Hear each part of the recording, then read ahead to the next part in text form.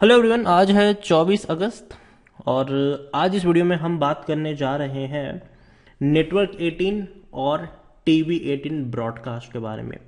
देखिए, दोनों ही शेयर्स में अगर देखा जाए तो लंबे समय से एक बड़ी गिरावट हमने देखने को मिली, लेकिन आज ऐसा लगा कि भैया ये गिरावट कहीं ना कहीं थोड़ी सी कम हो रही है। देखिए, पिछले कुछ दिनों से बहुत बहुत बहुत ज़्यादा पिटाई हो रही है स्मॉल कैप और मिड कैप की। लोगों के भैया जो पोर्टफोलियो है वो ग्रीन से मतलब रेड हो चुके हैं यहाँ पर, और कहीं ना कहीं दिक्कत तो बनी हुई है। और आज एक कह सकते हैं कि एक अच्छी बात हुई कि मार्केट में दोबारा तेजी पकड़ी, और खास करके जो मिड कैप और स्मॉल कैप की जो गिरावट थी वो कहीं ना कहीं रुकी हुई नजर आई। वीडियो में हम डिस्कस करेंगे कि इस एक दिन की रैली का भरोसा कर सकते हैं कि नहीं, पहली चीज। और दूसरी, टीवी 18 और नेटवर्क 18 दोनों वैसे तो है एक ही ग्रुप की कंपनी, लेकिन दोनों में से बेहतर कौन सी है उसके बारे में हम डिस्कस जरूर करेंगे। लेकिन उससे पहले, अगर आपने अभी तक चैनल को सब्सक्राइब नहीं किया है तो प्लीज़ अभी इसे सब्सक्राइब कर लीजिए, क्योंकि आगे भी बहुत सारे वीडियोस हैं जो आपको काफ़ी ज़्यादा हेल्प करेंगे।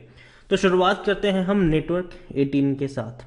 एक महीने में शेयर अगर देखा जाए तो 4.5% की गिरावट लेकर बैठा हुआ है। कोई उतनी बड़ी गिरावट नहीं आई है, 51 रुपीज़ के आसपास था, टूटा, तेजी, गिरावट, वापस इसने रिकवर कर लिया। लेकिन दूसरी तरफ अगर टीवी 18 में देखा जाए तो एक महीने में यहाँ पर 14% की गिरावट है। नेटवर्क 18 में सिर्फ 4.5% की, टीवी 18 में 14% की गिरावट है, और ये लगातार टूट रहा था। 40 रुपए से भैया टूट के 33 पे चला गया था। आज अच्छी खासी रिकवरी इसने दिखाई ज़रूर है।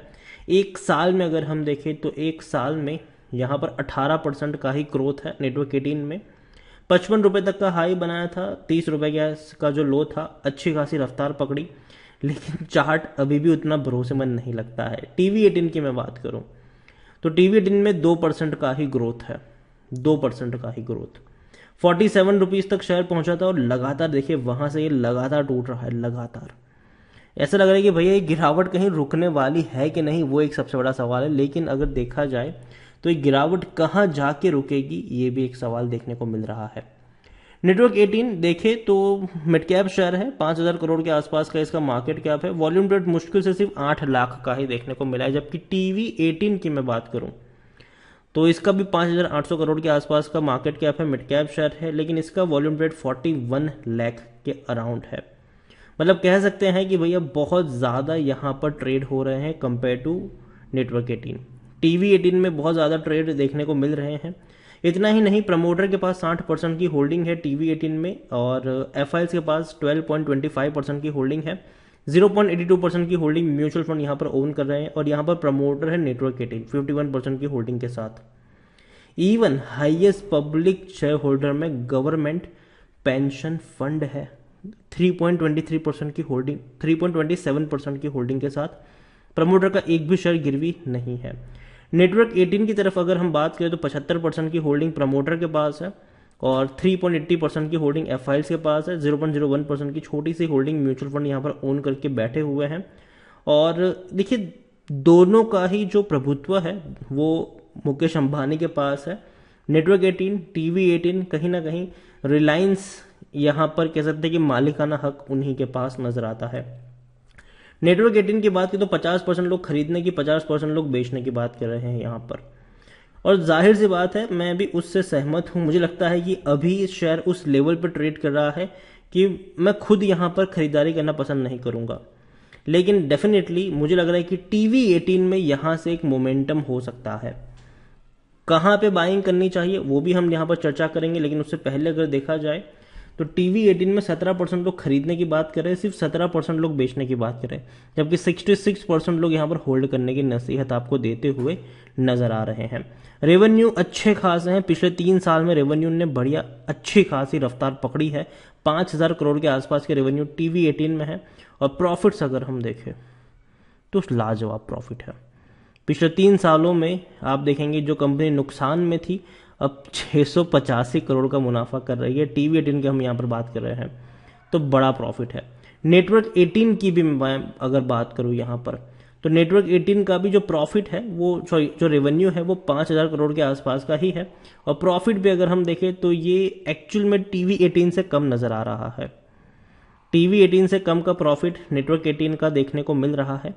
और यहाँ पर अगर मैं आपको इनके शेयर होल्डिंग पैटर्न की तरफ ले चलूँ तो 75% की होल्डिंग नेटवर्क 18 में प्रमोटर के पास है, 0.01% की होल्डिंग म्यूचुअल फंड के पास है, 0.02% की होल्डिंग डोमेस्टिक इंस्टीट्यूशन के पास है, 3.80% की होल्डिंग फॉरेन वालों के पास है, रिटेल एंड अदर्स के पास 21% से भी ज्यादा की होल्डिंग है। जिसमें से रिटेल की मैं बात करूं तो मतलब जो आप और हमारे जैसे छोटे रिटेल इन्वेस्टर्स है उनके पास सिर्फ 4.74% की होल्डिंग देखने को मिल रही है।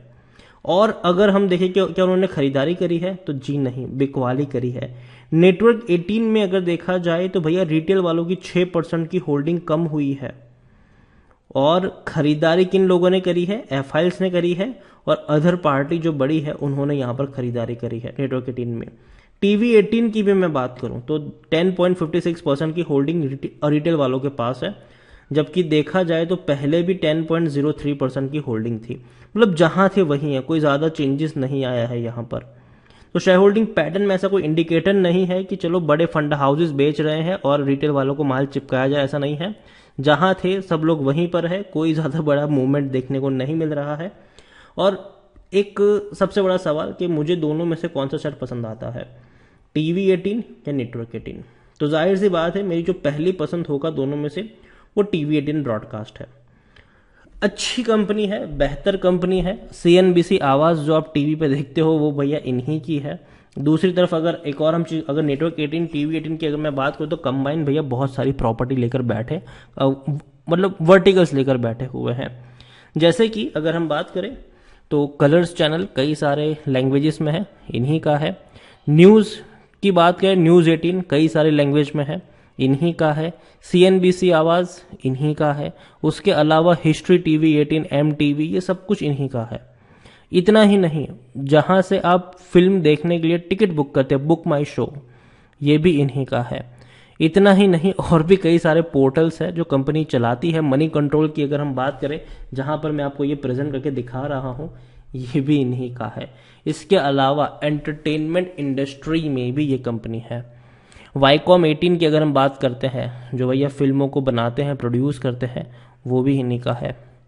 अभी तो हालांकि कोरोना की वजह से प्रोडक्शन काफ़ी हद तक रुका हुआ है, लेकिन जैसे ही सिचुएशन नॉर्मल होगी एक अच्छी खासी रफ्तार आपको मूवीज़ में देखने को मिल सकती है। लोग दोबारा बाहर निकलेंगे, फिल्म बनाएंगे, थिएटर में रिलीज होगी, पैसा बनाएंगे यहाँ से।